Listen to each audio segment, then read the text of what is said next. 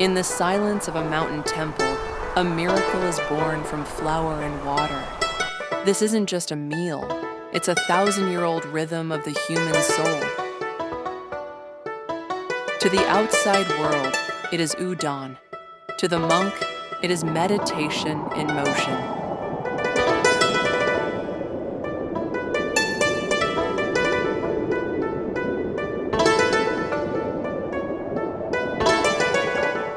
The story begins in the 9th century with a legendary traveler named Kukai.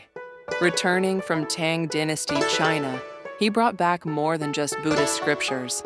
He carried the technology of the stone mill and the secret of wheat flour. In the Sanuki region, this knowledge transformed a landscape of scarcity into abundance. For centuries, temples became the guardians of this precious culinary craft. The monks discovered that kneading dough required the same discipline as chanting sutras.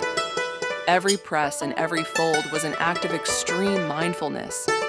But the path was never easy. Famines and wars threatened to erase these traditions.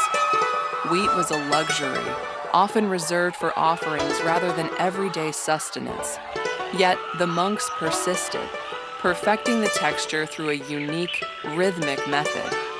They used their own body weight to press the dough into submission. This foot-kneading technique created a gluten structure unlike any other noodle on earth. It resulted in the famous koshi, that perfect balance of softness and elastic resistance. By the Edo period, udon began to travel beyond temple gates to the masses. Pilgrims visiting the 88 temples of Shikoku spread the fame of Sanuki udon. What was once a secret ritual became the fuel of a nation. It provided strength to farmers and solace to weary travelers alike. Today, the process remains largely unchanged in the most respected shops.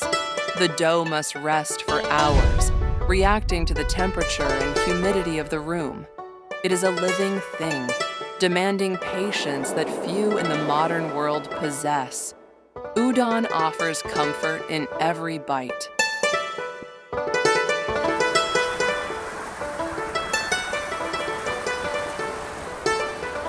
In the Sanuki region, there are more udon shops than convenience stores. People wait in lines for hours just for a single bowl of hand-pulled perfection. They seek the connection to the past that only a master's hand can provide. The broth is just as vital, made from dried sardines and local soy sauce. It is a symphony of umami that mirrors the complexity of the landscape. Each bowl is a testament to the monk's belief in the beauty of simplicity. To eat udon is to consume a piece of Japanese history. It is a bridge between the spiritual world and the physical one. Modern machines try to replicate the texture, but they often fall short. They lack the intuition and the spirit that a human artisan brings to the table. The monk's legacy lives on in every stretch and every pull of the dough. It is a reminder that excellence requires no complicated ingredients, only time, water, and an unwavering commitment to the craft.